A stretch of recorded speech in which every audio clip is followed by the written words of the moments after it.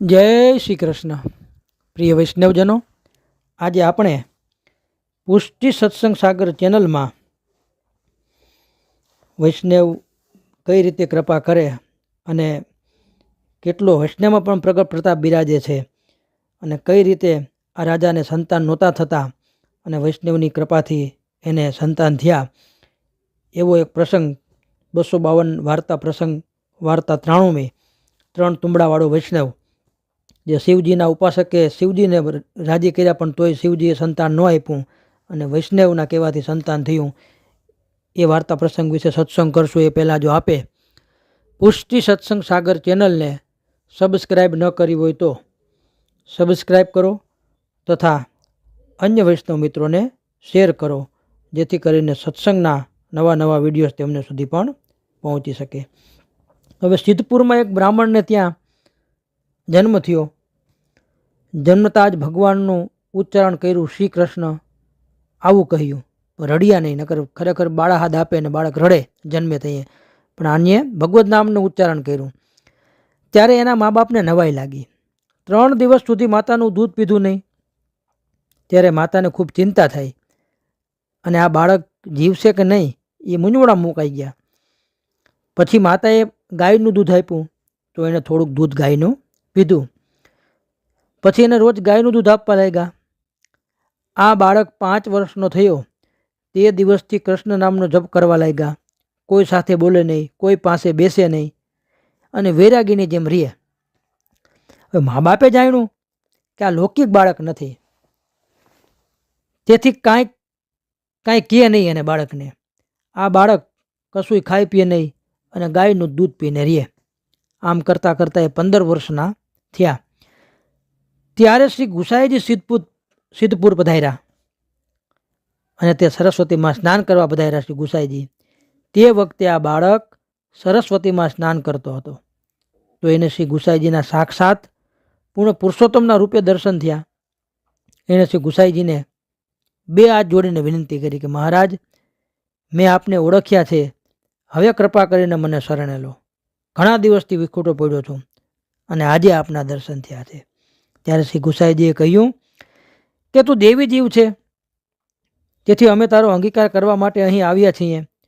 તું જળમાં જ ઊભો રહે અને તને જલમાં જ નામ નિવેદન કરાવી અને શરણે લઈશું. પછી શ્રી ગુસાઈજીએ પોતે સરસ્વતીમાં સ્નાન કરી એને જલમાં જ નામ નિવેદન કરાવ્યું. નિવેદન થતાં જ એને બધી લીલાની સ્ફૂર્તિ થઈ. લીલા બધી સ્ફુરી, સ્વરૂપ હૃદયમાં સ્થાપિત કર્યું. પછી શ્રી ગુસાઈજીએ આજ્ઞા કરી કે તમને નિરોધ સિદ્ધ થયો છે, હવે તમને માયા કાંઈ વ્યાપશે નહીં કે માયા લાગશે નહીં. તેથી તું રસોઈ કરી ભોગ ધરી મહાપ્રસાદ લેજે અને જ્યાં ગમે ત્યાં રહે, તેને દેશ કાળ પણ કાંઈ બાધા કરશે નહીં. પછી શ્રી ગુસાઈજી પોતે તો શ્રી દ્વારકાજી રણછોડજી પધાર્યા દર્શન માટે, પણ આ બાળક વૈરાગી દશામાં આ બાળક ફરવા લાગ્યો. ચપટી લાવી રસોઈ કરી ભોગ ધરીને પ્રસાદ લે. ત્યારે એના મા બાપે કે બેટા, હવે તો તું અનાજ ખાય છે, તો આપણા ઘરમાં જ જન્મ્યો છે, તો જુદી રસોઈ શા માટે કરે છે? ત્યારે એણે કહ્યું કે હું તો વૈરાગી છું, મારે તમને કોઈ સંબંધ નથી, તેથી મારામાં કાંઈ મમતા તમે રાખતા નહીં, નહીતર દુઃખ પામશો. આટલું કહી આ વૈરાગી બાળક ઘરમાંથી નીકળી ગયો.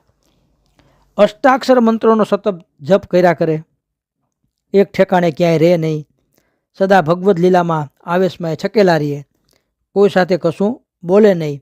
એ રીતે એની રહેણી કહેણી થઈ ગઈ.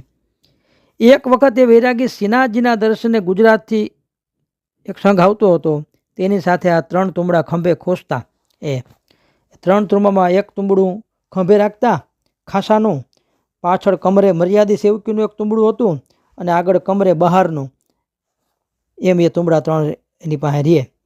જે ગામ જાય ત્યાં ચપટી માંગી રસોઈ કરી શ્રી ઠાકોરજીને ભોગ ધરી અને પછી પોતે મહાપ્રસાદ લઈને ચાલતી પકડે. આમ કરતાં એક દિવસે વરસાદ ખૂબ પડ્યો, તેથી રસોઈ ન થઈ શકી, સામગ્રી કાંઈ સિદ્ધ ન થઈ. 2 દિવસ સુધી સતત વરસાદ વરસો, તેથી એ ચાલવા જ લાગ્યા. પણ હવે ચલાય નહીં, વરસાદ ઓવર થઈ ગયો હતો. ત્યારે એણે વિચાર્યું કે હવે શું કરું, આ વરસાદ તો થંભતો જ નથી, આવામાં ભિક્ષા કઈ રીતે માંગવું, રસોઈ કઈ રીતે કરું? તેથી આજે તો ક્યાંક શ્રી ગુસાઈજીનો સેવક મર્યાદી હોય તો તેને ત્યાં સારી રીતે મહાપ્રસાદ લઉં અને પછી સૂઈ જાઉં તો મારું શરીર ઠીક થાય. 3 રાતનો ભીંજાયેલો છું, તેથી ઊંઘ પણ આવતી નહીં ક્યાંય. આવું કહેતા તે ચાલ્યા. હવે એક મોટું ગામ આવ્યું. એ ગામમાં એક રાજા હતો. રાજાએ ઘણા લગ્ન કર્યા, પણ એકેય રાણીને સંતાન ન થયા. રાજા ગરુડ થવા આવ્યો. એટલામાં એક શિવજીનો, શંકરજી મહાદેવજીનો ઉપાસક એક બ્રાહ્મણ હતો. એ રાજા પાસે આવ્યો અને બ્રાહ્મણને શિવજી દર્શન આપતા એવો એ લાઈ વાતું કરતા મહાદેવજી. એ બ્રાહ્મણ રાજા પાસે આવીને કહ્યું કે મને 5,000 રૂપિયા આપો ને હું પ્રયત્ન કરું તમારે ત્યાં સંતાન થાય. તે રાજાએ બ્રાહ્મણને કહ્યું કે ભાઈ, મારા ભાગ્યમાં જ પુત્ર નથી, તેથી તું શા માટે આવો પ્રયત્ન કરે છે? બ્રાહ્મણે કહ્યું કે મને મહાદેવજી, શંકરજી સાનુભાવ છે, મારી હારે પ્રત્યક્ષ વાતો કરે છે, તેથી હું મહાદેવજીને કહીશ કે તમને પુત્ર અપાવશે. પછી રાજાએ બ્રાહ્મણને 5,000 રૂપિયા આપ્યા. બ્રાહ્મણે મહાદેવના નામનો યજ્ઞ કર્યો, ઘણા યત્નો કર્યા અને એ રૂપિયા બધાય નકામા ગયા, કાંઈ થયું નહીં.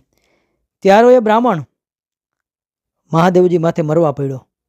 એટલે મહાદેવજીએ પ્રગટ થઈ અને બ્રાહ્મણને કહ્યું કે તું નાહકનો મારા માટે શા માટે મરે છે? એના ભાગ્યમાં પુત્ર જ નથી. ત્યારે બ્રાહ્મણે કહ્યું કે એક છોકરો તો રાજાને અવશ્ય આપવો જ જોઈએ. મેં તમારી ઘણી પૂજા ઉપાસના તમને કર્યું છે અને તમારો સેવક છું હું, તો આ રાજાને એક છોકરો તો આપો, જેથી મારું વચન સાચું ઠરે, નહીંતર હું તમારા પર મરીશ. ત્યારે મહાદેવજીએ બ્રાહ્મણને કહ્યું કે તું બેસ, હું શ્રી ઠાકોરજીને પૂછી આવું. આમ કહી મહાદેવજી શ્રી ઠાકોરજી પાસે ગયા અને વિનંતી કરી કે મહારાજ, મેં એક બ્રાહ્મણને વરદાન આપ્યું છે અને કહે છે કે રાજાને એક પુત્ર થાય, આવું ન આપું તો બ્રાહ્મણ મારા પર મરે છે. આ સાંભળીને શ્રી ઠાકોરજી હસ્યા અને હસીને કીધું કે મહાદેવજી, એ રાજાના ભાગ્યમાં સપને પણ પુત્ર નથી, તેથી હું ક્યાંથી આપું? તેથી તમે એ બ્રાહ્મણને કહી દો કે રાજાના ભાગ્યમાં પુત્ર જ નથી, તારે મરવું હોય તો મર. મહાદેવજી આવીને બ્રાહ્મણને કહ્યું કે ભાઈ, તારા ખાતર હું શ્રી ઠાકોરજી પાસે ગયો તો, શ્રી ઠાકોરજીને તારી વાત કહી. શ્રી ઠાકોરજીએ પોતાના શ્રીમુખે કહ્યું કે રાજાના ભાગ્યમાં પુત્ર જ નથી, તેથી તારે મરવું હોય તો મર, અમારો દોષ નથી. આવું કહીને મહાદેવજી ત્યાંથી ચાલી નીકળ્યા. પછી બ્રાહ્મણ રાજા પાસે આવ્યો અને કહ્યું કે ભાઈ, તમારી વાત શ્રી ઠાકોરજી સુધી પહોંચી ગઈ, પણ શ્રી ઠાકોરજીએ પોતાના શ્રીમુખે કહ્યું કે રાજાના ભાગ્યમાં પુત્ર નથી, તેથી હું શું કરું? રાજાએ કહ્યું કે ભાઈ, મેં તો તને પહેલાં જ કહ્યું હતું કે ભાઈ મારા ભાગ્યમાં પુત્ર નથી. પછી રાજાએ 20,000 રૂપિયા બીજા આપ્યા અને એ આપીને બ્રાહ્મણને વિદાય કર્યો. તમે આવતા જતા રહેજો, કોઈ ચિંતા ન કરો, મારા ભાગ્યમાં જ નથી, તમે શું કરીશ બેસવાના? પછી બ્રાહ્મણ પોતાને ઘેર આવ્યો. તે ગામમાં એક બીજા બ્રાહ્મણ વૈષ્ણવનું ઘર હતું. હવે એનો એવો નિયમ હતો કે શ્રી ઠાકોરજીના રાજભોગ પહોંચી પાત્ર ઢાંકી ગામની બહાર એક તળાવ હતું, ત્યાં આવીને જપ કરતો અને જોયા કરતો. કોઈ વૈષ્ણવ મળે ને તો એને ઘેરે લઈ આવતો મહાપ્રસાદ લેવડાવવા માટે. જે દિવસે વૈષ્ણવ ન મળે તે દિવસે એ પાત્ર ગાયને મૂકી અને પછી પોતે મહાપ્રસાદ લેતા. એ બ્રાહ્મણ વૈષ્ણવને એવું નિત્ય નિયમ હતો. એ ગામમાં બીજા એક રહેતા હતા. હવે તે દિવસે તળાવ પર બેસીને જપ કરતા હતા એ બ્રાહ્મણ વૈષ્ણવ. ત્યારે શ્રી ગુસાઈજીના સેવક આ વૈરાગી 3 દિવસનો ભૂખ્યા ત્યાં તળાવ ઉપર આવી ચડ્યા. એને જોઈને તિલક માળા દેખીને આ વૈષ્ણવ છે એવું એને જાણ્યું. એ પણ જાણ્યું કે આ વૈરાગી છે અને વૈષ્ણવ છે, બીજો કોઈ તો તેને એક તુંબડાથી કામ ચાલે, પણ આ તો શ્રી ગુસાઈજીનો સેવક, કેમ કે 3 તુંબડા ખાસા મર્યાદીને બહારનું. પછી શ્રી કૃષ્ણ સ્મરણ કર્યા, એકબીજાને મળ્યા, ખૂબ આનંદ થયો. વૈષ્ણવે કહ્યું કે ઘેર ચાલો અને મહાપ્રસાદ લ્યો. એને ઘેર લઈ જઈ સારી રીતે મહાપ્રસાદ લેવડાવ્યો. તે દિવસે કોઈ ઉત્સવ હતો એટલે શ્રી ઠાકોરજી સુંદર સુંદર સરસ સરસ સામગ્રી આરોગ્ય હતા, તેથી મહાપ્રસાદ ભલી પેઠે આ વૈરાગ્ય વૈષ્ણવે આ બ્રાહ્મણ વૈષ્ણવને ઘેરે લીધો. પછી આ વૈરાગ્ય વૈષ્ણવને કહ્યું કે મને 3 રાતનો ઉજાગરો છે, માટે મને સૂવા માટે કોઈ ઠેકાણું બતાવો તમારા ઘરમાં એવું હોય તો. ત્યારે એણે એકાંતમાં સરસ બિછાનું બિછાવી તે ઘર પર આ વૈરાગી વૈષ્ણવ ખૂબ સુખ પામીને સૂતો. નિરાતે 3 દિવસનો ઉજાગરો હતો વરસાદના હિસાબે એટલે સૂઈ ગયા. પછી શેન આરતીના સમયે વૈષ્ણવને એને જગાડ્યા. તે આવી અને દર્શન કરીને બેઠા. પછી પાછો શેન જે સામગ્રી પ્રસાદ સર્યો હતો એનો વાળું કરીને ભગવત વાર્તા કરી પાછો સૂતો. પરોઢિયે ઉઠીને વૈરાગીએ કહ્યું કે હવે હું નીકળીશ. ત્યારે વૈષ્ણવે કહ્યું કે તમને ભૂખ્યા કેમ જવા દેવાય, તેથી રાજભોગ આરતી કરી દર્શન કરીને મહાપ્રસાદ લઈને જજો. રાજભોગ આરતી થઈ, પછી સારી રીતે મહાપ્રસાદ લીધો. પછી વૈરાગીએ વૈષ્ણવને કહ્યું કે તમારે ઘેર ખૂબ સુખ પામ્યો, મને આનંદ થયો તમારી ઘેરે, તેથી હવે હું ખૂબ પ્રસન્ન છું અને તમે કંઈક માગો. ત્યારે બ્રાહ્મણ વૈષ્ણવે કહ્યું કે શ્રી ગુસાઈજીની કૃપાથી મારે સર્વ કાંઈ ભાઈ બધું સારું છે, સ્ત્રી પુત્ર બધા સેવામાં અનુકૂળ છે, મારે કાંઈ જોતું નથી ને મારે કાંઈ માગવું નથી. ત્યારે વૈરાગીએ કહ્યું કે હું તો અવશ્ય આપીને જ કાંઈક ને કાંઈક જઈશ, માટે તમારી સ્ત્રીને પૂછી જુઓ. ત્યારે એ બ્રાહ્મણ વૈષ્ણવ પોતાની સ્ત્રીને પુત્રને પૂછ્યું કે ભાઈ શું કરીએ, આ તો વૈષ્ણવ અઠે ચડ્યા છે, કંઈક માગવાનું કહે છે અને શ્રી ગુસાઈજીનો સેવક છે, તેથી એણે કહ્યું કે તે આપીને જ રહેશે.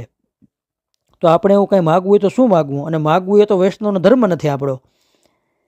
ત્યારે સ્ત્રીએ કહ્યું કે તમે પોતાને માટે કશું ન માગશો, પણ આપણા ગામના રાજા ધર્મપ્રેમી છે અને ઘરડા થયા છે, એને કોઈ પુત્ર નથી. આપણે આ રાજાના રાજ્યમાં સુખ પામ્યા છીએ, તેથી આ રાજાના મર્યાથી શી ખબર કેવો રાજા આવે, તેથી આ રાજાને માટે એક પુત્ર માગો. આ વૈરાગી વૈષ્ણવ પાસે એવું બ્રાહ્મણ વૈષ્ણવની સ્ત્રીએ કીધું. પછી બ્રાહ્મણ વૈષ્ણવે આવીને કહ્યું કે અમારે કશું ન જોઈએ, પણ અમારા ગામના રાજાને એક દીકરો થાય તો સારું. ત્યારે એક વૈરાગી વૈષ્ણવે પ્રસન્ન થઈને કહ્યું કે એક શું 4 દીકરા થશે. વૈરાગી વૈષ્ણવે પ્રસન્ન થઈને કીધું કે એક શું કામ, 4 દીકરા થશે. આવું કહી એ વૈરાગી વૈષ્ણવ તો વિદાય લઈને ચાલી નીકળ્યા. પછી બ્રાહ્મણ વૈષ્ણવ મહાપ્રસાદ લઈ અને રાજા પાસે ગયા અને આશીર્વાદ આપ્યા. રાજાને કહ્યું કે રાજા વધાય છે, તમને 4 દીકરા થશે. ત્યારે રાજા ખૂબ હસ્યા, કહ્યું કે બોખો થઈ ગયો છે શું, કેટલાક દિવસમાં મરીશ અને તમે કહો છો કે હું તો આ બોખો થઈ ગયો, હવે તો હું આમાં દીકરા થાય, 4 દીકરા થશે. ત્યારે બ્રાહ્મણ વૈષ્ણવે કહ્યું કે રાજા વિશ્વાસ રાખો, મારે ઘેર વૈષ્ણવ કહી ગયા છે, તેથી તમને જરૂર 4 દીકરા થશે. ત્યારે રાજાએ કહ્યું કે ભલે થાય તો અમે ક્યાં ના છીએ. પછી બ્રાહ્મણ આશીર્વાદ આપીને ઘેરે આવ્યા. પછી 4 રાણીઓને ગર્ભ ભર્યો. રાજાએ કહ્યું કે પેલા બ્રાહ્મણ વૈષ્ણવના વચન સાચા પડતા દેખાય છે. પછી સમય આવી અને 4 દીકરા થયા. રાજાને ખૂબ આનંદ થયો, નગારખાનું વગાડવા લાગ્યું, બધું મીંડું વાગવા. ત્યારે શિવજીના ઉપાસક જે પહેલાં કહી ગયા હતા કે ભાઈ હવે શ્રી ઠાકોરજીને પૂછી લીધું તમને દીકરા નહીં થાય, એને બધો અવાજ સાંભળ્યો, આ નગારા વાગે છે, બધું આશ્ચર્ય છે, નવાઈ લાગ્યું. તો ભાઈ પૂછે છે કે શું થયું છે બધાને. તો બધાએ કહ્યું કે રાજાને ત્યાં 4 દીકરા થયા છે, તેથી રાજાને ખૂબ આનંદ થયો છે, એટલે નગારખાનું વાગે છે. ત્યારે બ્રાહ્મણે મનમાં વિચાર્યું કે મને તો શ્રી મહાદેવજી શંકરજીએ ના પાડી હતી કે પુત્રના ભાગ્યમાં નથી, અને ઠાકોરજી પણ પૂછીને હવે એને ના પાડી, તો મને આ રાજા આગળ જૂઠો પાડ્યો, તેથી હવે હું મરીશ તો મહાદેવજી માથે જ મરીશ. પછી એક તલવાર લઈ શ્રી મહાદેવજીના મંદિરમાં આ શૈવ બ્રાહ્મણ હતા એ ગયા અને કહ્યું કે હું તમારા પર મરીશ, મને તમે રાજા આગળ જૂઠો પાડ્યો. આવું કહી અને તલવાર ગળે લગાવીને મરવા લાગ્યો. તેવા જ સમયે શ્રી મહાદેવજી આવીને હાથ પકડી લીધો અને કહ્યું કે હે બ્રાહ્મણ, ફરી પાછો મારા પર તું કેમ મરે છે? ત્યારે એને કહ્યું કે રાજાના ભાગ્યમાં દીકરા જ નહોતા, દીકરો જ નહોતો, તો આ 4 સંતાન દીકરા થયા એ ક્યાંથી આવ્યા, કેમ થયા? મહાદેવજી આ સાંભળીને આશ્ચર્યમાં કે હે, મેં તો ઠાકોરજીને પૂછ્યું હતું, એને તો ના પાડી હતી. કહ્યું કે હું ફરી શ્રી ઠાકોરજી પાસે જઈને પૂછી આવું. મહાદેવજી શ્રી ઠાકોરજી પાસે આવ્યા અને પૂછ્યું કે મહારાજ, આ રાજા માટે આપે કંઈક કહ્યું હતું કે એના ભાગ્યમાં તો દીકરો જ નથી, તો હમણાં તેમને રાજાને 4 દીકરા થયા, એનું કારણ શું? ત્યારે શ્રી ઠાકોરજીએ કહ્યું કે રાજાના ભાગ્યમાં તો દીકરો જ નહોતો ભાઈ, પણ તમે પૂછો કે દીકરો કઈ રીતે થયો? કોઈ વૈષ્ણવનો આશીર્વાદ તો નથી થયો ને? તો શક્ય બને આ એવા કોઈ વૈષ્ણવીને અહીંયા પધાર્યા હોય ક્યાંય. ત્યારે મહાદેવજી આ બ્રાહ્મણ પાસે આવીને કહ્યું કે તું રાજાને પૂછી આવ કે 4 દીકરા એકી સાથે કઈ રીતે થયા. ત્યારે જે આ શૈવ બ્રાહ્મણ હતો, શંકરજીનો મહાદેવજીનો ઉપાસક, એ બ્રાહ્મણ રાજા પાસે આવીને પૂછ્યું કે તમને દીકરા કઈ રીતે થયા? મને તો શ્રી મહાદેવજીએ કહ્યું હતું કે રાજા ભાગ્યમાં દીકરો જ નથી. વળી શ્રી ઠાકોરજીએ પણ દીકરાને ના કહી હતી. તો પછી આ દીકરા તમને કઈ રીતે થયા એ મને વાત કહો. ત્યારે રાજાએ કહ્યું કે અમે તો ભાઈ જાણતા નથી, પણ આ નગરમાં, આ ગામમાં ફલાણા વૈષ્ણવ, બ્રાહ્મણ વૈષ્ણવ રહીએ, તેની વાણી સાચી પડી. ત્યારે કહ્યું કે તેને બોલાવો. તે રાજાએ પેલા બ્રાહ્મણ વૈષ્ણવને બોલાવી અને પૂછ્યું કે વૈષ્ણવ, તમને દીકરાનું કહી ગયા હતા કે 4 દીકરા થાય, એનું કારણ કહો, તમે કઈ રીતે જાણ્યું? ત્યારે એ બ્રાહ્મણ વૈષ્ણવે કહ્યું, રાજા, અમારે ઘેર એક શ્રી ગુસાઈજીના વૈરાગી સેવક, શ્રી ગુસાઈજીના સેવક વૈરાગી વૈષ્ણવ પધાર્યા હતા. અમારા ગુરુભાઈ આવ્યા હતા. એ 3 દિવસના ભૂખ્યા હતા. મેં એમની સેવા કરી. ત્યારે એમણે પ્રસન્ન થઈને કહ્યું કે તમે કંઈક માગો. ત્યારે મેં માગ્યું કે ભાઈ અમારે તો શ્રી ગુસાઈજીની કૃપાથી બધું સારું છે, પણ અમારા નગરના રાજા ધર્મપ્રેમી છે, દયાળુ છે બધી રીતે, એને એકે સંતાન નથી, એને દીકરો થાય તો સારું. ત્યારે એ વૈરાગીએ કીધું કે ભાઈ એક નહીં પણ 4 દીકરા થશે, અને મેં તમને આવીને કીધું. શ્રી ગુસાઈજીના સેવક જૂઠું ન બોલે, એ અમને વિશ્વાસ છે. આ સાંભળીને રાજા આશ્ચર્ય પામ્યા. પછી પેલા બ્રાહ્મણે મહાદેવજી પાસે જઈને કહ્યું કે શ્રી ગુસાઈજીના સેવકના આશીર્વાદથી એ 4 દીકરા થયા. ત્યારે શ્રી મહાદેવજી જઈને શ્રી ઠાકોરજીને કહ્યું કે શ્રી ગુસાઈજીના સેવકના આશીર્વાદથી એ રાજાને 4 દીકરા થયા. પછી શ્રી ઠાકોરજીએ કહ્યું મહાદેવજીને કે ભાઈ વૈષ્ણવે, કે આ વૈષ્ણવે મારા પર કૃપા કરી છે. તો મહાદેવજી આશ્ચર્ય થયા કે વૈષ્ણવે તમારી માથે કૃપા કરી? હા, જો વૈષ્ણવ એવું કહત કે રાજાને ઘેર શ્રી ઠાકોરજી પ્રગટ થશે તો મારે પ્રગટ થવું પડત. આમ તો દીકરા થયા તેને નવાય છે, આ તો દીકરા થયામાં શું નવાય કે વૈષ્ણવ કહે કે ઠાકોરજી તારે પ્રગટ થયા તો મારે ન્યા જ આવવું પડત. ત્યારે મહાદેવજી આવીને પેલા બ્રાહ્મણને કહ્યું કે જો શ્રી ગુસાઈજીના સેવક શ્રી ઠાકોરજીને માટે કહે ને તો શ્રી ઠાકોરજીને પણ ત્યાં પ્રગટ થવું પડે. આ તો દીકરા જ થયા, એની શી નવાય. પછી પેલા શૈવ બ્રાહ્મણ આવીને રાજાને કહ્યું કે વૈષ્ણવની આજ્ઞાથી ઠાકોરજીને અવતાર લેવો પડત. આ તો તમને દીકરા જ થયા, એમાં શી નવાય. તો ભાવ પ્રકાશમાં શ્રી હરિરાયજી બતાવે કે આ વાર્તામાં શંકા થાય કે મહાદેવજી પણ વૈષ્ણવ છે, તેથી તેઓ પણ આપે તો રાજાને દીકરો આપી શકત, તો પછી એમણે કેમ ન આપ્યો? તો ત્યાં કહે છે કે મહાદેવજી મર્યાદા ભક્ત છે, તેથી વિધિના વિધાન મુજબ બધું થાય એ બધું જોયા કરે, પણ એમાં વિધિના વિધાનમાં કાંઈ ફેરફાર કરી શકે નહીં. તેથી રાજાના ભાગ્યમાં દીકરા જ નથી એવું એને જાણ્યું, એટલે ચૂપ રહ્યા કે ભાઈ આ તો વિધિનું વિધાન છે, દીકરા જ નથી. પછી વિષ્ણુ પાસે ગયા. તે વિષ્ણુ પણ ગુણાવતાર છે, એમણે પણ ના કહી. અને પહેલાં વૈરાગી તો પુષ્ટિ માર્ગીય ભક્ત છે, કરવા ન કરવા અને બીજી રીતે કરવા જેવો સક્ષમ છે એવા જે પૂર્ણ પુરુષોત્તમ, પુષ્ટિ પુરુષોત્તમના એ સેવક છે. તેથી આ વૈરાગી વૈષ્ણવના હૃદયમાં બિરાજે છે. તેથી એનામાં અલૌકિક સામર્થ્ય છે, શક્તિ છે, અને એ ચાહે તે કરી શકે છે. પછી પેલા રાજાએ પેલા વૈષ્ણવને બોલાવીને કહ્યું કે મને શ્રી ગુસાઈજીનો સેવક કરાવો. તો વૈષ્ણવે શ્રી ગુસાઈજીને વિનંતી પત્ર લખ્યો કે રાજ, એકવાર અહીં વેગે પધારજો. એ પત્ર વાંચી શ્રી ગુસાઈજી કેટલા દિવસે રાજાના ગામમાં પધાર્યા. ત્યારે તે રાજા મહાદેવનો ઉપાસક બ્રાહ્મણ જે હતો, મહાદેવનો શૈવ બ્રાહ્મણ જે ઉપાસક, એ રાજા અને આખું ગામ શ્રી ગુસાઈજીનું સેવક થયું. તો ભાવ પ્રકાશમાં બતાવે છે કે અહીં દેખાડ્યું કે વૈષ્ણવના કહેવાનો વિશ્વાસ રાખવો. વૈષ્ણવથી વધીને બીજો કોઈ પદાર્થ નથી. વૈષ્ણવની કૃપાથી બધું સર્વ કાંઈ સિદ્ધ થાય છે. તો આ 3 તુંબડાવાળો વૈષ્ણવ શ્રી ગુસાઈજીનો આવો પરમ કૃપાપાત્ર ભગવદીય હતો. શ્રી વલ્લભાધીશ કી જય.